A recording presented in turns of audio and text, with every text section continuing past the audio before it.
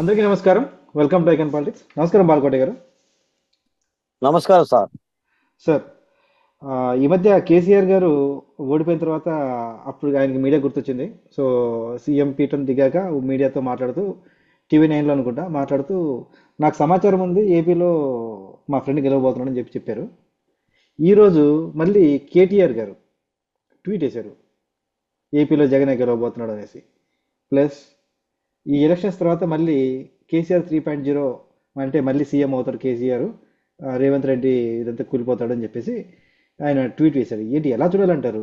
వాళ్ళకున్న సమాచారం ఏంటి, వాళ్ళ దోస్తుతో ఉన్న అనుబంధాలు ఏంటి, వాళ్ళకి ఏపీ మీద ఉన్న ఇంత ఏంటి అంటే వాళ్ళకున్న అవగాహన ఏంటి, కాస్త మీ విశ్లేషణ చెప్పండి సార్.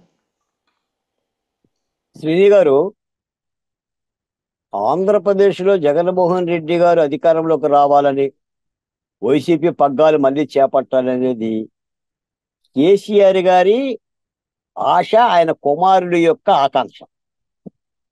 వారిరువురు కూడా ఆంధ్రప్రదేశ్కు బద్ద ఆటంకవాదు. పరాన్నముఖ జీవని ఒకటి ఉంటుంది, మీరు గమనించారో లేదు. అది స్వయం కృషితో ఎదగదు. ఇతరులు శ్రమ చేస్తే, ఇతరులు సంపాదిస్తే ఆ సంపాదనని దోచుకొని బతుకుతాయి పరాన్నముఖ జీవులు. తెలంగాణలో ఉన్న కేసీఆర్ కూడా పరాన్నముఖ జీవులు. మీకు ఒక మాట చెప్తా తెలుగులో, వీరిద్దరు కూడా తెలుగు ప్రజల ఆటంకవాదులు, తెలుగు రాష్ట్రాలకు సంబంధించిన ఆటంకవాదులు. హైదరాబాదు లేకపోతే మాకు తెలంగాణనే వద్దన్నాడు కేసీఆర్. అంటే ఏంటంటే 56 సంవత్సరాలుగా ఉమ్మడి ఆంధ్రప్రదేశ్ రాజధానిగా ఉన్న హైదరాబాద్ ఆదాయాన్ని దొంగిలిస్తే గాని ఆయన పరిపాలన చేయలేని పరిస్థితి. ఇప్పుడు కూడా తెలంగాణ పరిపాలన ఎక్కడి నుంచి జరుగుతుందంటే భాగ్యనగరం నుంచే జరుగుతుంది. ఆ భాగ్యనగరంలో ఇప్పటికీ తెలుగు వాళ్ళు ఉండాలి. దాని ఏటా ఆదాయం 1,00,000 కోట్ల రూపాయలు. ఈ 1,00,000 కోట్ల రూపాయలతోనే తెలంగాణ పరిపాలన. గత ఎన్నికల్లో కూడా, మొన్న తెలంగాణకి జరిగిన ఎన్నికల్లో కూడా కేటీఆర్ గారు ఏమన్నారు? మాకు 100 స్థానాలు వస్తాయి అని అన్నారు. ఆఖరికి ఏమైంది? రేవంత్ రెడ్డి గారు ముఖ్యమంత్రి అయ్యాడు. కాలుదారేమో వాళ్ళ అయ్యా కింద పడ్డాడు, హాస్పిటల్లో చేరిండు. చెల్లెలు గారేమో ఢిల్లీలో జైల్లో కూర్చుంటే ఒక్క నిరసన వ్యక్తం చేసిన వ్యక్తే లేడు తెలంగాణలో. ఒక్క నిరసన శిబిరం లేదు. చెల్లెలు జైలుకు పోతే కేసీఆర్ గారు, మీరు గమనించాల్సింది అది. ఆంధ్రప్రదేశ్ ఎన్నికల మీద నీకు జగన్మోహన్ రెడ్డి గారు వస్తే, అధికారంలోకి వస్తే నీకేదో అక్కడ ఉచ్ఛ్వాస నిశ్వాసగా ఆర్థికంగా అండగా ఉంటుందని మీరు కవల పిల్లల్లాగా ఆయన మీద మీకు ఆకాంక్ష. తెలుగు రాష్ట్రం ఆంధ్రప్రదేశ్ ఏమైనా కూడా గత 2019 ఎన్నికల్లో కూడా మీరు చూశారు కదా సార్. జగన్మోహన్ రెడ్డి గారికి అన్ని విధాలుగా కేసీఆర్ గారు సహాయ సహకారాలు చేశారు. దాదాపుగా మాకు తెలిసి 1,000 కోట్ల రూపాయల ఆర్థిక సహాయం చేసింది ఆయన. ఈ 5 ఏళ్ల పరిపాలనలో కూడా అమరావతి నాశనం అయితే తొలిగా నవ్విన వాళ్ళు జగన్మోహన్ రెడ్డి అయితే, రెండోసారి నవ్విన వాడు కేసీఆర్. హైదరాబాద్ని నాశనం చేస్తే, అమరావతిని నాశనం అయితేనే తెలంగాణ అభివృద్ధి చెందుతుందని, హైదరాబాద్ అభివృద్ధి చెందుతుందని కళ్ళగన్నోళ్ళు. ఈ విధమైన కుతంత్రాలు వీరి ఆశలేం పండవు. నాకు తెలిసి ఇప్పుడు రేపొద్దున పార్లమెంట్ ఎన్నికల్లో కూడా, 2024 పార్లమెంట్ ఎన్నికల్లో కూడా, నిన్న మొన్న సర్వే కూడా చూసాం, రవిప్రకాష్ గారి సర్వే కూడా మీరు విన్నారో లేదో. ఎంపీ స్థానాలు 17 ఎంపీ స్థానాల్లో టీఆర్ఎస్ పార్టీకి 0. ఆ 0 సంగతి చూసుకోండి. పక్కోళ్ళ మీద పడి ఆడవటం దేనికి? అందుకని కేసీఆర్ గారి వల్ల కానీ, కేటీఆర్ వల్ల కానీ ఆంధ్రప్రదేశ్కి గుప్పెడి మెతుకులు పెట్టిన పాపాన బాలేదండి. ఏనాడు కూడా వాళ్ళు పేరుకంటారు తెలుగు రాష్ట్రాలు భౌగోళికంగా విడిపోయినా కూడా తెలుగు వాళ్ళందరం మానసికంగానే కలిసి ఉంటాము, అన్నదమ్ముల్లానే బతుకుంటామని చెప్పి మాయ మాటలు చెప్తారండి కేటీఆర్ గారు. ఏనాడు కూడా తెలుగోడిగా అమరావతి ఛిద్రమవుతున్నా, నా రాష్ట్రంలో ఇన్ని అరాచకాలు జరుగుతున్నా, దళిత బహుజన కులాల మీద, ఎస్టీల మీద, మైనార్టీల మీద, బీసీల మీద ఇలాంటి దుర్మార్గాలు జరుగుతున్నా ఏనాడు కూడా పల్లెత్తు మాట మాట్లాడిన వాళ్ళు కాదు, ఖండించిన వాళ్ళు కాదు. ఆఖరికి న్యాయస్థానాలను కూడా ధిక్కరించి జగన్మోహన్ రెడ్డి గారి పరిపాలన చేస్తుంటే, చంద్రబాబు నాయుడు గారు అరెస్ట్ అయినప్పుడు కూడా భాగ్యనగరంలో ఉన్న ఆంధ్రప్రదేశ్ తెలుగోడు నిరసన కార్యక్రమం చేస్తున్నా కూడా వాళ్ళు అడ్డుకున్నాడు ఇదే కేటీఆర్. ఆ అడ్డుకోవడమే ఆయన అధికారం పోయింది. నేను చెప్తున్నాను కేటీఆర్ గారికి, ఇంకా మీరు మీ బుద్ధి మారలేదు, మీ మనసు మారలేదు. ఇంకా జగన్మోహన్ రెడ్డి గారి యొక్క సంకనాగటానికి, ఆయన ఫాలో అవటానికి, ఆయన క్షేమంగా ఉంటే మీరు క్షేమంగా ఉంటారని భావించే ఈ యొక్క తంపులాటలే విరమించుకోవాలి. రేపు మీ ఎన్నికల సంగతి మీరు చూసుకోండి, మా రాష్ట్ర భవిష్యత్తు మేము చూసుకుంటాం. ఈ రాష్ట్రంలో ప్రజలు ఉన్నారు, ఎవరికి అధికారాన్ని కట్టబెట్టాలో, ఎవరిని అధికారం నుంచి దించాలో మాకు తెలుసు. మా బాధలు మావి. మీకు గనక తెలంగాణలో గనక జగన్మోహన్ రెడ్డి గారి యొక్క పారితోషికాలు, ఆయన ఇచ్చే టీఏడిఎల్ తీసుకొని కొంతమంది మేధావులు మాట్లాడినట్టుగా కేటీఆర్ గారు కూడా ఈ విధంగా వ్యాఖ్యానాలు చేయటం అనేది తీవ్రంగా ఖండిస్తున్నాం.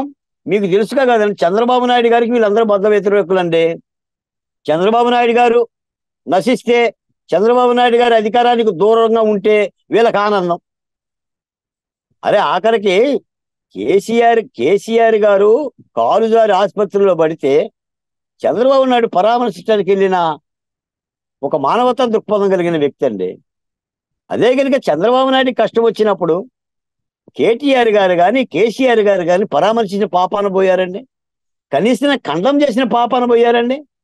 అక్కడ నిరసన కార్యక్రమాలకి, కనీసం ప్రజాస్వామ్యం జరిగిన నిరసన కార్యక్రమాలు కూడా అనుమతించిన పాపాన పోయారండి. ఇది వీళ్ళ యొక్క వైఖరి ఇదండి. తప్పనిసరిగా కేసీఆర్ గారి ఆశలు కానీ, కేటీఆర్ గారి ట్వీట్లు కానీ ఫలించవు. ఆంధ్ర రాష్ట్ర ప్రజలు ఈ కేటీఆర్ గారి యొక్క ట్వీట్ల నేపథ్యంలో కూడా జాగరూకతగా ఉండాలి. ఈ రాష్ట్రంలో పరిపాలన మార్చుకోవాలి. బహుజన కులాలారా, ఆంధ్రప్రదేశ్లో తలరాత్రులు మార్చుకోవాలి. మనం సంక్షేమ పథకాల మాయలోనో లేదా మేనిఫెస్టోలో గుచ్చులో పట్టడం కంటే ప్రధానంగా ఈ రాష్ట్రంలో ఊపిరి సలపటం లేదు. ఇప్పుడు ఇక్కడ ఆత్మగౌరవం కోసం మనం పోరాడుతున్నాం దళిత బహుజన కులాలుగా. వీ కాంట్ బ్రీత్ అని మాకు ఊపిరి సలపటం లేదని 4 సంవత్సరాలుగా నేను కూడా రాష్ట్ర వ్యాప్తంగా సమావేశాలు పెట్టిన వారిని.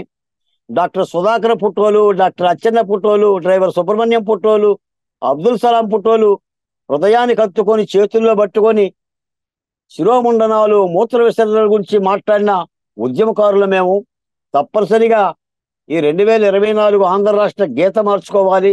ఇవన్నీ కూడా ఒక ప్రమాద హెచ్చరికలో కేటీఆర్ గారి, కేసీఆర్ గారు చేస్తున్న వ్యాఖ్యలు కానీ, లేదా కొన్ని సర్వే సంస్థలు, దాదాపు 19 సర్వే సంస్థలు వైసీపీ పరిపాలన అధికారంలోకి వస్తుందని చేసే ఒక దుష్ప్రచారం కానీ, లేదా సోషల్ మీడియాలో వాళ్ళు వేస్తున్న అడ్వర్టైజ్మెంట్లు కానీ తెలుగుదేశం పార్టీ ఓటర్ని, జనసేన ఓటర్ని కూడా ఆకట్టుకునే విధంగా, ఒక సెంటిమెంట్ని రేకెత్తించే విధంగా వైకాపా సోషల్ మీడియా పనిచేస్తుంది.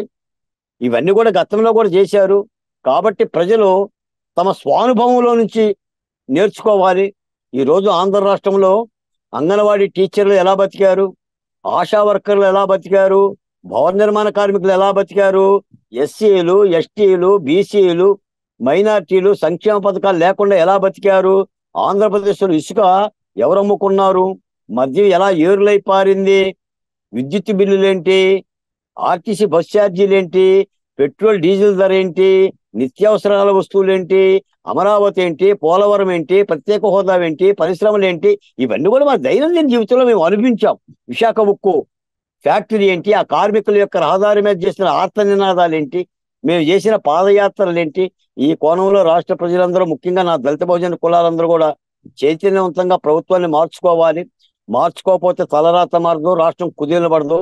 కేవలం సంక్షేమ పథకాలు ఎవరైనా ఇస్తారు. చంద్రబాబు నాయుడు గారు మరింత ఎక్కువగానే ఇస్తారు. ఏనాడు సంక్షేమ పథకాలనే పక్కన పెట్టిన వాళ్ళు ఎవరు లేదు. కాకపోతే జగన్మోహన్ రెడ్డి గారి అంతా కూడా దానేదో ఒక మాట వినండి శ్రీని గారు, నాయకుడంటే నమ్మకం ఉండాలి, చెప్పిన మాట మీద నిలబడే గట్టితనం ఉండాలి, వాడే నాయకుడు అని జగన్మోహన్ రెడ్డి గారు వేరే ఉపన్యాసాలు చెప్తున్నారు. మరి ఈ నాయకుడే చెప్పాడు 2019లో అమరావతి అక్కడే ఉంటుందని. అమరావతిని అమ్ముకునే ప్రయత్నం చేశాడు. ఈ నాయకుడే చెప్పాడు పోలవరం పూర్తి చేస్తాను అని. తట్టడం మెట్టే లేదు. ఈ నాయకుడే చెప్పాడు ప్రత్యేక హోదా చేస్తాను అని. ఇప్పుడు ఏం చెప్తున్నారు? భారతీయ జనతా పార్టీ కేంద్రంలో బలం ఉంది, మేము చేయగలిగింది ఏం లేదు అని. మరి ఆ రోజు ఆ మాట చెప్పలేదే. 27 రకాల మా సంక్షేమ పథకాలనే ఎత్తేసిండే. ఏమైంది అంబేద్కర్కి పేరు? ఎవరండి మనసున్నోడు కానీ, మనస్తత్వం ఉన్నోడు కానీ, మనిషి అన్నోడు కానీ అంబేద్కర్ పేరును కూడా మార్చి తన పేరు పెట్టుకుందామని ఆలోచన చేస్తాడండి. మనలో మాట. వైఎస్ షర్మిలారెడ్డి ఎవరి కూతురండి? రాజశేఖర రెడ్డి గారి కూతురు కాదా? ఆమె రాజశేఖర రెడ్డి గారి కూతురు కాదనే ప్రచారం చేస్తుందంటే ఆమె కట్టిన పసుపు చీర మీద కూడా ప్రచారం చేస్తుంటే ఆ మహిళలు ఏ చీర కట్టాలో కూడా జగన్మోహన్ రెడ్డి గారు చెప్తారండి. Where is YS Vijayamma? నీ కన్న తల్లి నీ కోసం 2014లోను 19లో కూడా ప్రచారం చేసిన అమ్మ ఎక్కడ పోయింది? ఎందుకు పోయింది అమెరికా? ప్రజలు ఇది ఆలోచించొద్దండి. వివేకానంద రెడ్డిని హత్య చేస్తే వివేకానంద రెడ్డిని ఎవరు హత్య చేశారు? వివేకానంద రెడ్డి గారికి తెలుసా? ఏంటి సార్ ఇది? ఇదేంటి సార్? ఇది అరాచకాన్ని ప్రోత్సహించడం కాదా? అంతకన్నా పక్కన పెట్టుకోవటం కాదా? ఇలా ఈ దుర్మార్గాలన్నీ కూడా రాష్ట్ర ప్రజలు భరించారు, బాధపడ్డాము, ఒగచాము. తప్పనిసరిగా కేసీఆర్ గారు లాంటి ట్వీట్లు చూసినప్పుడు కూడా ఆంధ్ర రాష్ట్ర ప్రజలు ఇంకా అలర్ట్ కావాలి. అంటే దుర్మార్గులందరూ కూడా దుర్మార్గులను కోరుకుంటారు, దొంగలను కోరుకుంటారండి. ఓ దుర్యోధుడు గెలవాలని శకుని కోరుకున్నారు, ధర్మరాజు కోరుకోవాలి. ఉన్నారు ఆంధ్ర రాష్ట్రం మీద లేదంటే తెలుగుదేశం పార్టీ మీద రాళ్ళేసేవాళ్ళు, నిందలేసేవాళ్ళు, చంద్రబాబు నాయుడు గారి మీద రాళ్ళేసేవాళ్ళు, నిందలేసేవాళ్ళు చాలా మంది హైదరాబాద్లో వచ్చారు కుప్పలు తప్పలుగా. కాబట్టి తప్పనిసరిగా రాష్ట్ర ప్రజలు చైతన్యవంతంగా ఆలోచించాల్సిన అవసరం అయితే ఉంది శ్రీని గారు. ధన్యవాదాలు సార్. మీరు చెప్పినట్టు ఈ ఓకే, పరాన్నజీవులు ఖచ్చితంగా దొంగలు రావాలని చెప్పి కోరుకుంటారు.